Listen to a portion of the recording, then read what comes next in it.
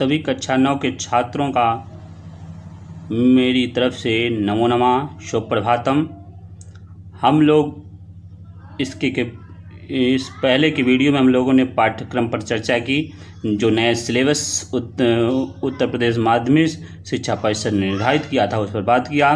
आज हम लोग पहले क्लास में उसकी भूमिका, संस्कृत गद्य भारती खंड का गद्य पद्य और आंसू पाठ जो है, उसमें संस्कृत गद्य भारती के संस्कृत गद्य साहित्य के विकास पर थोड़ा की रूपरेखा देखेंगे, थोड़ा बात करेंगे, क्योंकि हम लोग भाषा के छात्र हैं और भाषा के छात्र होने के नाते हमें संस्कृत गद्य साहित्य का विकास और संस्कृत पद्य साहित्य का विकास, साथ में संस्कृत साहित्य का इतिहास को भी जानना नितांत आवश्यक है। इसी क्रम में हम लोग देखते हैं गद्य क्या है। ये देखिए स्लाइड में आपको दिख रहा होगा, संस्कृत भाषा का प्राचीनतम साहित्य ऋग्वेद पद्यात्मक है। अगर हम देखें कि संस्कृत भाषा का जो प्राचीनतम साहित्य है वो किस भाषा में है, तो कहते हैं कि वो संस्कृत भाषा का प्राचीनतम साहित्य जो ऋग्वेद है वो पद्यात्मक है। परंतु गद्य का प्रारंभिक रूप भी हमें वैदिक संहिताओं में ही मिलता है। अर्थात जो इसका प्रारंभिक रूप है, गद्य का प्रारंभिक रूप जिसको हम गद्य पढ़ने वाले हैं, ये गद्य का प्रारंभिक रूप हमें वैदिक संहिताओं में ही प्राप्त होता है। ऋक् पदबद्धम कहा भी गया, एक लक्षण है कि ऋक् पदबद्धम, तो जो ऋग्वेद है वो पदबद्ध है, अर्थात पद्यात्मक है। लक्षण के अनुसार पद्यात्मक मंत्रों का संग्रह ऋग्वेद संहिता है। इसके विपरीत अन्यतच्छारावसानों यजु, अनियत अक्षरावसानों यजु, ये है गद्य का लक्षण है। अनियतच्छरावसानों यजु, अर्थात जिसका अक्षर अनियत हो, अर्थात सीमा संबंधी नियमों से मुक्त रचना पद्धति को यजुस कहा जाता है। कहने का प्राय है जिसमें एक निश्चित शब्द की सीमा होगी वो गद्य वो पद्य होगा, और जिसमें निश्चित शब्दों की सीमा संबंधी कोई विशेष नियम नहीं होगा, अर्थात अनिश्चित अक्षर होंगे वो वहाँ पे वो गद्य होते हैं। इसके लिए इन्होंने पद्य का परिभाषा दी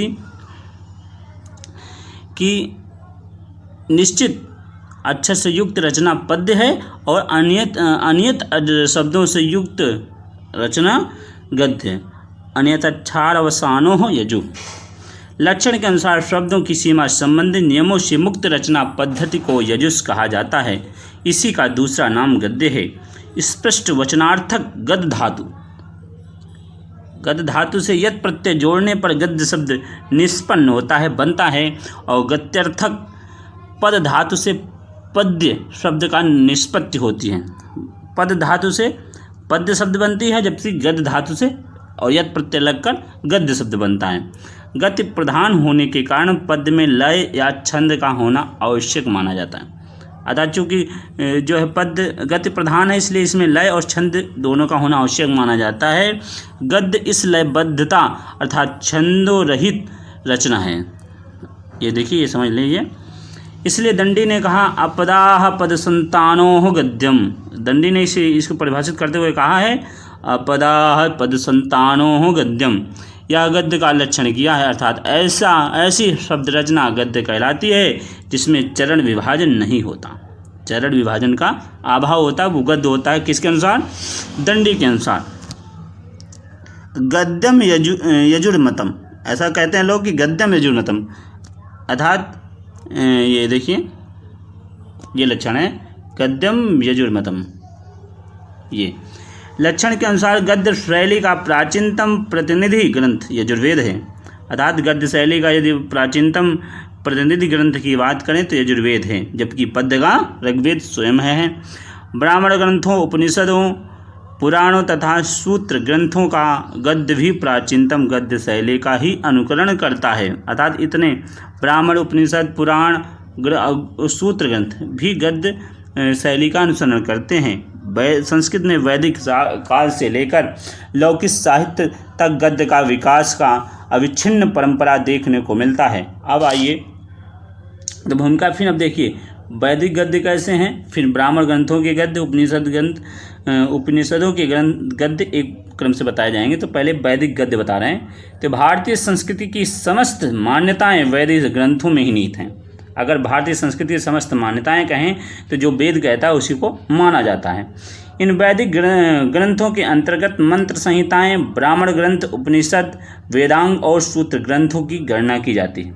अब ये वैदिक में केवल वेद ही नहीं गिने जाते, ब्राह्मण भी गिने जाते हैं, ब्राह्मण ग्रंथ भी गिने जाते हैं, मंत्र संहिताएं भी गिनी जाती हैं, और उपनिषद, वेदांग और सूत्र ग्रंथ सारे गिने जाते हैं। वैदिक गद्य का प्राचीनतम रूप हमें शुक्ल यजुर्वेद और कृष्ण यजुर्वेद की तैत्तिरीय, काठक, मैत्रायणी संहिताओं में मिलता है। अब देखिए, जो वैदिक गद्य है उसका प्राचीनतम रूप हमें शुक्ल यजुर्वेद, कृष्ण यजुर्वेद की तैत्तिरीय, काठक और मैत्रायणी संहिताओं में मिलता है। इतना ही मिलता है, देख लीजिए। कुल मिला के यजुर्वेद में मिलता है।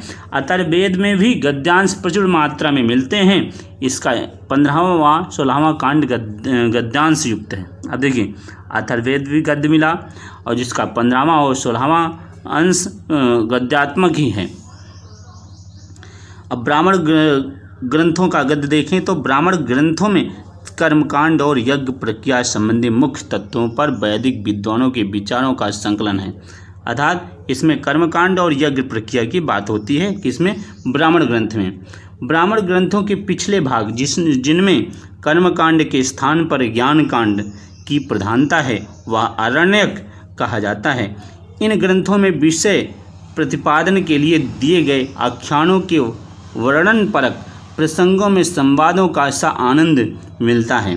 साथ ही छोटे छोटे समास रहित पदों वाले वाक्यों के प्रयोग तथा हा वै उ, ये 3 चीज़ें, हा वै उ आदि अवयवों का वाक्य अलंकार के रूप में प्रयोग के कारण गद्य की रोचकता तथा सुंदरता का भी अनुभव होता है।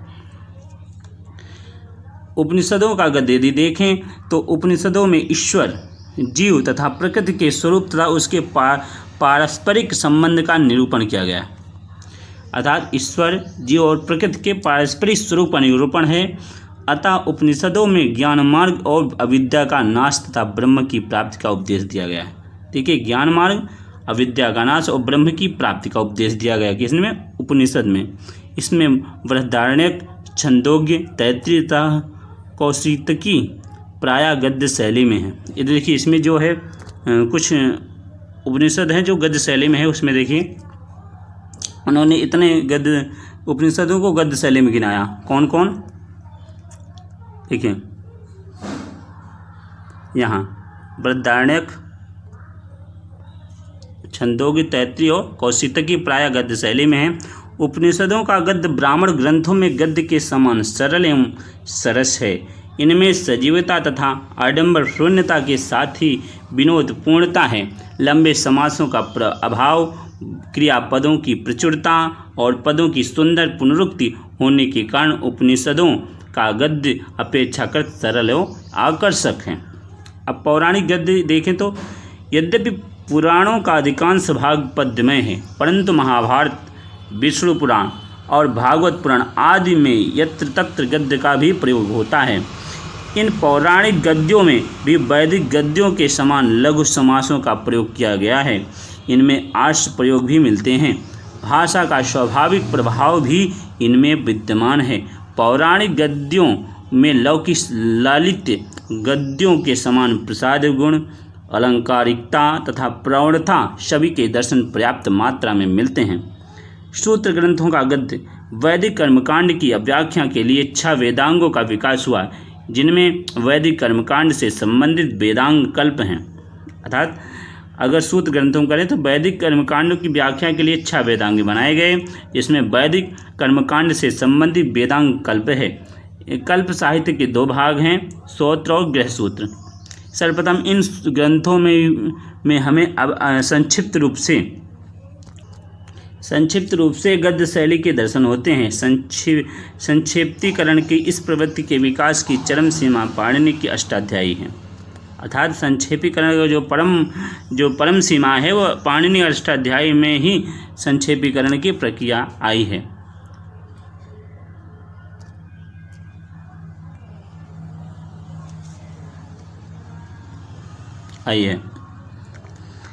कम से कम शब्दों में अधिक से अधिक अर्थ के व्यक्त करने का प्रयत्न इस सूत्र शैली की विशिष्टता है।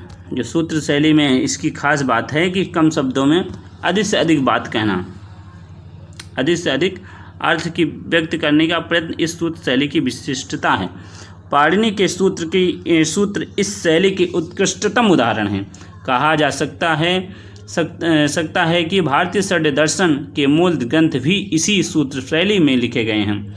यास्क का निरुक्त वैदिक शब्दों के अर्थों को समझने के लिए सूत्र शैली में लिखा गया सर्वश्रेष्ठ ग्रंथ है।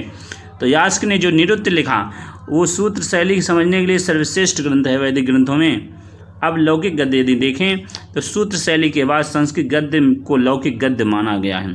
अगर सूत्र शैली के बाद की बात करें तो संस्कृत गद्य को लौकिक गद्य माना गया है, जिसमें रामायण, महाभारत, पुराण, वेदांग, दर्शन तथा सूत्र ग्रंथों पर लिखे गए भाष्य तथा अलंकृत शैली की रचना लौकिक साहित्य के अंतर्गत मानी जाती है। साहित्य का अधिकांश भाग पद्यमय है। जो कुछ भी गद्य भाग है उसे दो भागों में विभाजित कर सकते हैं, एक शास्त्रीय गद्य और दूसरा साहित्यिक अथवा काव्यात्मक गद्य, दो भागों में। ये तो लौकिक गद्य था। अब शास्त्रीय गद्य देखें। शास्त्रीय गद्य क्या है?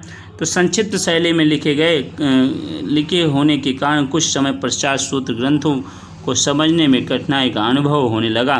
फलस्वरूप भाष्य ग्रंथों की रचना हुई। इन भाष्यों का गद्य गंभीर होते हुए भी सुस्पष्ट, सारगर्भित, प्रौढ़ तथा प्रांजल है। इनमें प्रायः समासों का दुरूहता का भाव है। पतंजलि, जयंत भट्ट, श्रवण स्वामी, शंकराचार्य आदि भाष्यकार बहुत लोकप्रिय हुए। इन भाष्यकारों के पश्चात अनेक टीकाकारों ने भी गद्य लिखा, किंतु उनकी शैली में क्लिष्टता और दुरूहता का बाहुल्य दिखाई पड़ता है। अब साहित्यिक गद्य की बात करें। उपलब्ध साहित्य के आधार पर साहित्यिक तथा काव्यात्मक गद्य लेखन की परंपरा दंडी, सुबंधु तथा बाणभट्ट से प्रारंभ हुई मानी जाती है। किससे? दंडी, सुबंधु और बाणभट्ट। परंतु इनके अलंकारिक गद्य काव्यों में इतना तो अनुमान लगाया जा सकता है कि उनमें सम्मुख कुछ पुरातन रचनाएं रही होंगी जिनमें उन्हें प्रेरणा मिली होगी। दुर्भाग्य से वैदिकोत्तर युग को साहित्यिक युग से जोड़ने वाले मध्यवर्ती कड़ियाँ अनुपलब्ध हैं। परंतु रुद्रदामन 1050 गिरनार शिलालेख से स्पष्ट ज्ञात होता है कि संस्कृत गद्य लेखन की समहत परंपरा रही है। इसके विषय में कुछ विद्वानों विभिन्न मत रहे हैं। सुबंधु और बाण का सर्वश्रेष्ठ गद्यकार माना जाता है आधुनिक समय का। अब ये प्राचीन गद्य काव्यकार अभी 5 मिनट में गैप के बाद हम लोग फिर से पढ़ते हैं। इस वीडियो में इतना है।